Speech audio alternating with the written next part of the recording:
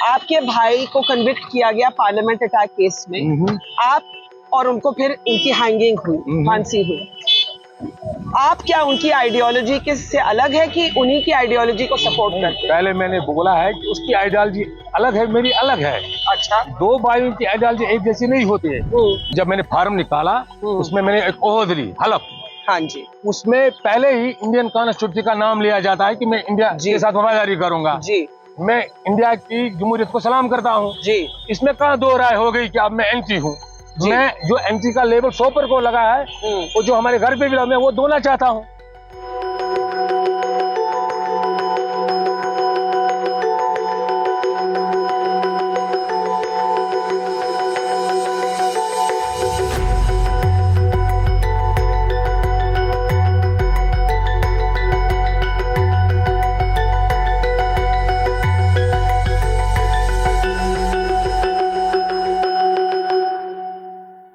इस समय हम सोपोर के शहर में हैं। ये कश्मीर का एक ऐसा शहर है जहां पर अभी भी टांगे पर घोड़े पे सवार लोग जाते हैं यहां से वहां, और हम भी एक ऐसे टांगे पर बैठे हैं। हम यहां पर हैं अजाज गुरु के साथ। ये इस चुनाव में एक इंडिपेंडेंट कैंडिडेट के शेप में हिस्सा ले रहे हैं और ये अफजल गुरु के भाई हैं। Afzal Guru was of course convicted in the parliament attack case and he was then hanged for his involvement in the parliament attack case. What made his brother take part in these elections? We'll find out in just a moment. पर पहले आपको दिखाते हैं, अगर camera थोड़ा उस तरफ pan करे तो आप देखेंगे कि हम टांगे पे बैठे हैं यहाँ पर, और सोपोर में अभी भी जैसे मैं कह रही थी घोड़ा गाड़ी टांगे की एक स्पेशल हिस्टोरिक सिग्निफिकेंस रही है। तो अजाज गुरुजी, चुनाव पे तो आती हूँ, लेकिन सोपोर और टांगे की जो एक सिंबलिज्म है, एक रिश्ता है। हम टांगे पर इस समय जा रहे हैं सोपोर के शहर के बीच में से। यहाँ अभी भी लोग काफी टांगे का इस्तेमाल करते हैं, उसके बारे में बताइए। उसके बारे में मेरा जवाब ये है कि सोपोर आज 50 साल से वैसा का वैसा ही है। मेरी एज 58 है। मतलब मैं बचपन से ही सोपोर का ये हाल देख रहा हूँ 50 साल से जी। सोपोर का ये हाल है कि सोपोर में अभी भी ये मुहावरा है, सोपोर में राब रेड़ा और रुपया है। लेकिन सोपोर में रुपया तो है बड़े लोगों के पास, जैसे यहाँ अनिमा डायनास्टी है, तंबू डायनास्टी है, गुरु डायनास्टी है, यहाँ के हाजिन साहब है। हमारे पास पैसा तो बहुत है लेकिन डेवलपमेंट नहीं है। और यहाँ पे टांगे की क्या सिंबलिज्म है, मैं दिखाना चाहती हूँ कि इस समय आप देखिए बिल्कुल टांगे की ये हमारे साथ टांगे वाले हैं जो अपने घोड़े को, एक मिनट में दिखा भी दूं, घोड़े को ले जा रहे हैं। हम टांगे पे पीछे सवार बैठे हैं। बहुत सालों बाद मैं एक टांगे पे सवारी ले रही हूँ। यहाँ पे अभी भी क्या लोग टांगे पे जाते हैं यहाँ से वहां, और वहां भी देखिए, अगर आप वहां देखें तो आपको पीछे भी दिखेगा, वो मेरे पीछे भी टांगा है। पीछे हमारी यहाँ सिक्योरिटी भी जो अजाज साहब के साथ है। बताइए, हर जगह आपको देखेंगे, हर जगह देखेंगे आपको कि सोपोर में अभी भी टांगे की सवारी है। टांगे की सवारी इसलिए है कि दुनिया ने बहुत तरक्की की है जी। जैसे दुबई हो गया जी। दुबई डेजर्ट एरिया था, मैंने सुना है वहाँ चरवाहे ज्यादा थे और फिशरमैन ज्यादा थे। ये जो यहाँ पर 30-35 सालों से दुबई में इतनी तरक्की हुई, खासकर सोपोर में तो 30 सालों से 35 सालों से इग्नोर ही किया गया। अच्छा, ये कुछ मतलब पॉलिटिकल लीडर की वजह से, जैसे यहाँ पे कोई एमएलए आ गया उसने भी कोई काम नहीं किया। जैसे कोई मतलब यहाँ पर ये जो मेन स्ट्रीम थे या वो बाकी जैसे मतलब तो आपका कहने का मतलब है कि अभी भी पीपल इस मोड ऑफ ट्रांसपोर्ट पर डिपेंडेंट है ना? है, डिपेंड तो है, लेकिन तरक्की तो बहुत आ गई। हाँ। लेकिन जो इस सोपोर का एक चेंज, मतलब चेंज लाना जिसको लानी चाहिए थी, जैसे यहाँ के लीडर्स लोग थे जी, उनने सोपोर की तरह तवज्जो नहीं दिया जी। और खासकर हिंदुस्तान में एक नैरेटिव फैला गया था कि सोपोर के लोग एंटी है। हाँ, तो उसी की वजह से सोपोर का जो भी कोई बड़ा प्लान आता था वो नजरअंदाज किया जाता था। एक दफा मैं सेक्रेटरीट में चला गया 2004 में, मुझे बेग साहब से मिलना था। बेग साहब प्लानिंग में थे, प्लानिंग मिनिस्टर और डिप्टी सीएम भी थे। मुझे अपना काम था, थोड़ा एक कागज को थोड़ा चेंज करना था नाम को। तो मैंने उसके पीआर को बोला, भैया है सोपोर में आप इतने मतलब कोई काम ही नहीं हो रहा है, कोई मतलब कोई बड़ा प्लान था। तो जितने भी सोपोर के प्लान आते हैं बड़े प्लान, उसको रेड मतलब रेड डाला जाता है, रेड मतलब रेड कलम से क्रॉस किया जाता है। समझ गई। अच्छा, आप मुझे ये बताइए, हम यहाँ मोड़ रहे हैं और मैं अपने कैमरा टीम से भी रिक्वेस्ट करूंगी कि अगर वो उतरे तो हमें तो थोड़ा दिख पाएगा कि हम कहाँ हैं, कैसे हम जा रहे हैं सोपोर के शहर के बीच में से। पर मुझे ये बताइए मुझे कि आप अभी भी जब आपकी डिस्क्रिप्शन होती है तो आपके बारे में कहा जाता है अफजल गुरु के भाई।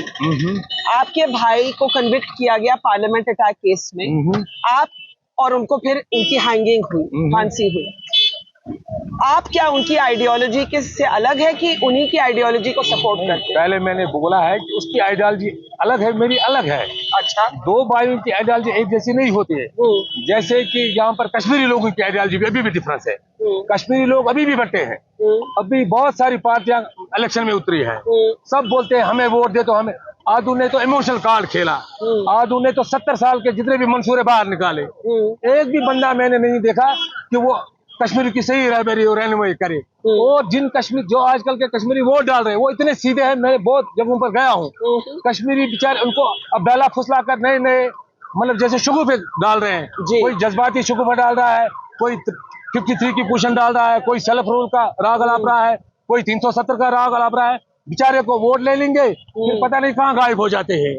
अलबत्ता मैं सोपोर के अवाम से और सारे कश्मीर के अवाम से बोलना चाहता हूँ कि कश्मीर को मतलब वोटर अपना सही नुमाइंदा चुने किसी भी पार्टी से। आप कहते हैं कि आप अफजल गुरु के जो भाई की तरह जाने जाते हैं, वो आप नहीं, वो रेप्यूटेशन आप नहीं चाहते। हाँ। मैं आपसे मैम एक बात करना चाहता हूँ, आप सवाल दूसरा, मेरे सवाल इसलिए सुना नहीं, आपने मैंने सुना, आपने कहा आप दो भाई की आइडियोलॉजी एक नहीं होती जरूरी, वो पहले से भी नहीं थी। मैं 2000 से अलग हूँ भाई से। अच्छा, भाई की आइडियोलॉजी अलग है, मेरी अलग है। ओके, मतलब तो आपने क्यों फैसला किया चुनाव में हिस्सा लेने का? देखिए, मैं खासकर सोपोर में पीस लाना चाहता हूँ। ओके, उसके बाद अगर कश्मीर ने मुझे चुना, मैं सारे कश्मीर में पीस लाना चाहता हूँ। तो जब पीस फुली यहाँ अमल लाना चाहता हूँ, जब वो आ जाएगा तभी तो सब बातें होंगी। तो आपको अगर लोग कहते हैं भाई आप एंटी इंडिया है, एंटी नेशनल है, आपके तो भाई अफजल गुरु हैं, आप क्या बोलेंगे? देखिए, मैंने अभी जब मैंने फार्म निकाला उसमें मैंने एक ओहद ली, हलफ। हाँ जी, उसमें पहले ही इंडियन कॉन्स्टिट्यूशन का नाम लिया जाता है कि मैं इंडिया के साथ वफादारी करूंगा जी, मैं इंडिया की जमहूरियत को सलाम करता हूँ जी। इसमें कहाँ दो राय हो गई कि अब मैं एंटी हूँ। मैं जो एंटी का लेबल सोपर को लगा है वो जो हमारे घर पे भी मैं वो दोना चाहता हूँ। अच्छा, तभी तो हम आगे बढ़ेंगे, पीस होगा, डेवलपमेंट होगी, लोगों के काम होंगे जी। अच्छा, ये बताइए मुझे, आप एनिमल हस्बेंड्री डिपार्टमेंट के अंदर काम करते थे, ठीक है, आप तो सरकार के मुलाजिम रहे। ये इस चुनाव में आने का फैसला आपने कैसे किया, क्यों किया? क्योंकि इस चुनाव में हम देख रहे हैं बहुत अलग अलग चीजें हो रही है। सुनिए ना, जमात के लोग भी हिस्सा ले रहे हैं, इंजीनियर रशीद बारामुल्ला से जीत गए, आप हिस्सा ले रहे हैं, वोटिंग भी बड़ी तादाद में हो रही है। सोपोर जो एक सैयद अली शाह गिलानी सेपरेटिस्ट का गढ़ माना जाता था, वहाँ बहुत कुछ बदला है। तो आपने इसमें आने का फैसला कैसे किया? चुनाव में क्या हुआ कि आपने आने का फैसला किया? देखिए, मैं एक ही बात बताऊंगा, चुनाव के आने का फैसला मैंने किसी से देख कर नहीं लिया जी, मैंने खुद से लिया जी। चुनाव का फैसला मैंने इसलिए लिया कि यहाँ पर अभी इन 30-35 साल में बड़ा जुल्म हुआ जी। तो अगर मैं आपको 70 साल की अब हिस्ट्री आपको बताऊंगा, 70 साल में सब लीडरों ने यहाँ पर इन्होंने सबको अपने मतलब खोखले नारे दिए, खोखले वो मसले उठाए जी। उन्हीं मसलों से वजह से सोपोर भी पीछे रह गया, सारा कश्मीर पीछे रह गया जी। अब मैं सोपोर के लिए डेवलपमेंट करना चाहता हूँ, जब सोपोर के लोग मुझे चुनेंगे। अच्छा, मैं देख रही हूँ अभी अगर आप पीछे देखें तो काफी सिक्योरिटी भी आपके इर्द गिर्द है, 1 2 3 4 इस तरफ आप देखिए, अगर पीछे भी देखें 5, उस तरफ अगर उल्टा दे तो 7 8, कम से कम 8 सिक्योरिटी पर्सनल आपके साथ हैं। आपको क्या अपनी सिक्योरिटी के लिए डर है? इतनी सारी सिक्योरिटी? नहीं, आप सारी सिक्योरिटी हटा ली, मैं अकेला चलूंगा। अच्छा, अब ये इलेक्शन का ये प्रोटोकॉल है, उसको फॉलो करना पड़ता है। नहीं तो मुझे सिक्योरिटी में फ्री जाता हूँ, मैं मेरे घर में सिक्योरिटी नहीं है, मेरे घर है तो फ्री घर में बैठे, मेरे घर वाले मतलब दूसरे साइड में बैठे मकान में अपने उनको कोई सिक्योरिटी गार्ड नहीं है, कोई चीज नहीं है, किसी का डर नहीं है। तभी मैंने इस चीज का फैसला लिया ना, अभी इस चीज की जरूरत नहीं है यहाँ। अच्छा, आप माहौल बन गया यहाँ पर। आपने कहा कि आपने जब अपनी एफिडेविट साइन की, यू मेड एन ओथ, एक अलीजियंस आपने भारत के साथ दिखाई। आप अपने भाई की रेपुटेशन से नहीं जाना चाहते ना ना, लेकिन आपके बेटे को जेल में क्यों डाला है? ना, मैं बताऊंगा। हाँ, ये एक लैंड माफिया है बारामूला में मतलब 2-4 बंदे हैं, और में एक ब्रोकर है। उन्होंने मेरे बेटे को जबरदस्ती गाड़ी में एक चीज डाली है। उसके पास मेरे विटनेस भी है, दिलना वाले हैं सारे उसमें, तकरीबन 100 बंदे उस वहां खड़े थे। वो श्रीनगर से आ रहा था, मेरी बेटी, मेरा नवासा, मेरी 2 बेटियां, उसको चेकिंग की 1.5 घंटे, वहां पुलिस भी थी। मेरे 2 शक है उसमें, या तो पुलिस ने खुद डाली है या उस लड़के ने डाली है, जिससे उनको उसने इंफॉर्मेशन दी। शोएब आ रहा है, वो उस जमीन का ब्रोकर है, जिसने उनको उसने वो नकली कागज बनाए। रेवेन्यू डिपार्टमेंट इसमें शामिल है, पुलिस भी शामिल है। अगर उसको पुलिस तहकीकात नहीं कर, मैं एनआई वालों को बोला था, उसमें बड़े पैसों का घपला हुआ है। 2 करोड़ की, मतलब 6 करोड़ की जमीन 2 करोड़ में बिकी है। 10 करोड़। कितने देर से अंदर है वो जेल में? 9 महीने से।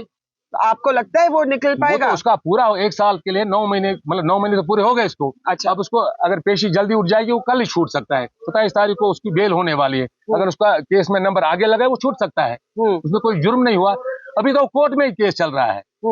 चलिए, अब हम 2 मिनट उतर के यहाँ पर एजाज साहब से बात करते हैं।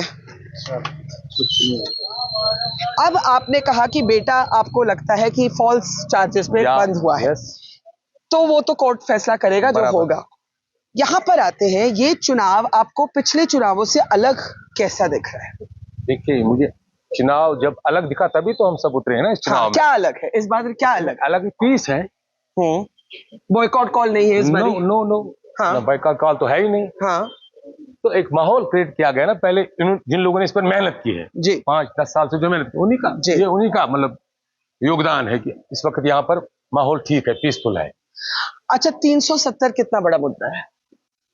मैंने पहले ही बताया बहुत सारे चैनलों को, वो मसले और मसला, वो तो बड़े लीडर उस पर बात करते हैं, मैं तो डेवलपमेंट के लिए निकला हूँ। अच्छा, यूथ के लिए निकला हूँ, बेरोजगारी दूर करने के लिए मतलब निकला हूँ। लेकिन जब मुझे लोग चुनेंगे तभी मैं कर सकता हूँ ना कुछ काम लोगों के लिए। एक आखिरी सवाल, आपने बहुत देखा है, आप सरकार में भी काम कर चुके हैं, आपके भाई हैंग हो चुके हैं, आपका बेटा जेल में है। इस चुनाव के थ्रू अगर आप कुछ बदलाव देखना चाहते हैं तो वो क्या बदलाव है? पहले मैं बताऊंगा पीस का, अमन आना चाहिए। हाँ, अगर हम मतलब मैंने पहल की, मैं एक कदम आगे चला। मैं भारत सरकार से, भारत की सरकार की, भारत के हिंदुस्तान की जितने भी पॉपुलेशन है, अगर हम 1 कदम आगे बढ़े, उनको 10 कदम आगे बढ़ना है। अगर हम 10 कदम आगे बढ़े, उनको 100 कदम आगे बढ़ा, तभी तो अमन, चैन, पीस, खुशहाली आ जाएगी। तो आपको लगता है इस चुनाव से आप अमन के होप में हैं? बराबर, वही मेरी होप वही है, डेवलपमेंट, अमन, पीस, खुशहाली। चलिए, all the best to you, और हमसे बात करने के लिए बहुत बहुत शुक्रिया। Thank you very much. Thank you.